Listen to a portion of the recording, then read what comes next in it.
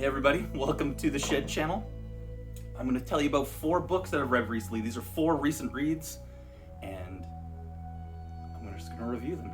Tell you what I thought, if they're any good, if you should read them, maybe some hidden gems. We'll see how this goes. Alright, I just read Sinai Tepestery by Whittemore. Kind of a lost author, has kind of a very small cult following on the internet, but largely I think he's somewhat unknown as a writer. But if you're fans of Pynchon, if you're fans of Tom Robbins, I think you might love to track these down. This one, Sinai Tepestery, it's sort of about 5 different characters and how they sort of intertwine. They're all semi out of time, but they center around this plot of a monk finds or hears tell of an earlier edition of the Bible, and so he's so scandalized by it that he has to go back and then he rewrites his own version of a Bible to bury that previous edition of the Bible that's so scandalous. And it's sort of all these characters sort of intertwining with this sort of Jerusalem underground characters who, I don't know if I can explain the plot too well, but if you are a fan of Pynchon, Tom Robbins, that vibe, I think you might enjoy this. So I'm definitely going to get to the rest of them. I love this edition of, this Avon edition of it. I have the second one, Jerusalem Poker, in the same edition, and I don't know if if the other two ever came out in editions like this. I haven't been able to find them on the internet, so if they exist, let me know. And so the other two, they've all been reissued by another small press, so they are track downable. This one, these represses, unfortunately these covers don't do them any favors for selling how weird and fun these books are, but they're findable. If you want to just start with one, this was his one that I'd read, the only one I've read of his so far, Quinn's Shanghai Circus. I would say I prefer Quinn's Shanghai Circus to Sinai Tepestery, but it's great nevertheless. All right, bridging to something a little more contemporary, I've got these two that I kind of want to review together. Even though they're not at all similar, my take on them is somewhat similar. So I'll start off with Laurent Binet's, if I can pronounce that right, Laurent Binet's Civilizations.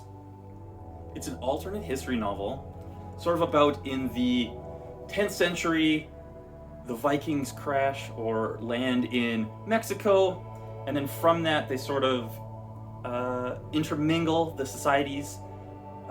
The Mexicans, the Aztecs, sort of develop the Vikings' seafaring, and therefore when they kind of do a reverse Christopher Columbus and travel to Europe, and then it's sort of about this Aztec emperor's interactions with politics throughout 16th century Europe, and sort of so he deals with he uses Machiavellian tactics, he kind of takes over certain territories in France and that kind of thing.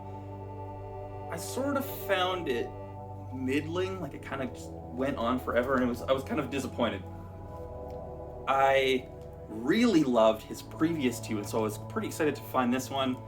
His previous two were fantastic, especially HHHH, a semi kind of historical novel, but about a guy who's Czech and a guy who's a Slovak, and then their assassination of a German Nazi general, and it was great. It was very postmodern, very cool. This one I didn't like as much. His other one,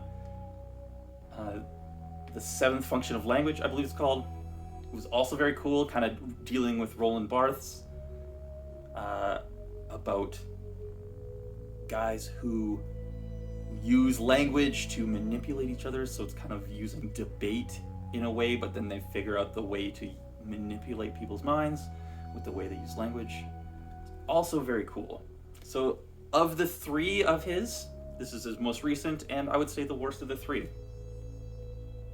Similarly, I would say the same about John Darnielle's newest work, Devil House. This one was about a guy who is a true crime writer, and so he finds out about a murder, and he gets the means to buy the house where this murder happened in. And so he buys the house and sort of envelops himself in the story of this murder of some kids murdering a woman. Sort of, it deals with a lot of the ideas of our fascination with true crime, and very fitting for all these Netflix shows we all watch. Unfortunately, it was very... there was just whole sections that I thought would have benefited from just their complete removal. If it was focused solely on those plots of his writing of the novel, him trying to get in those mindsets of those kids, the idea of what it takes to immerse yourself in true crime would have been very interesting, but there's whole parts that I've kind of felt didn't really need to be there, didn't bring me more. And unfortunately, John Darnielle's other two, I thought were pretty good.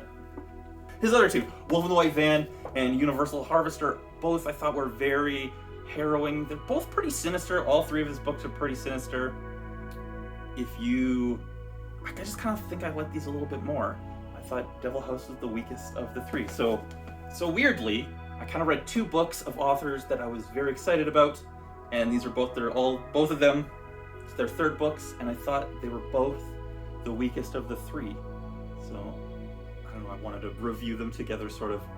I didn't want to start doing reviews and then do negative reviews. That was not even my intention with the channel, because I want to tell you just about cool books. But I think, even though these two were kind of disappointments, their previous ones were fantastic, so they're still recommendations in a sense. I would definitely say Laurent Binet's HHHH. I lent it to someone, so it's not on the shelf right now. But really good. John Darnielle's books, I'd say his previous two were better. Cool. 15 Dogs by Andre Alexis. These have Giller Prize winner. It was like a CBC Reads thing. Normally that would be a big turnoff to me. But in this case, I loved it. I'm a big sucker for books about talking dogs, and this one is exactly that, about two Greek gods that gift or curse dogs with the ability to speak and think in human terms, and they have a bet to see whether one of the dogs will die happy. It was actually a very moving title. I loved it a lot. So at some point I will definitely be doing a list of best books with talking dogs in it, and this one's actually going to make it into that pile. So, alright, that was 4 books that I've read recently. I didn't want to go too in-depth on the reviews, just I read them, wanted to tell you a little bit about them, if they were worth reading. Read more books.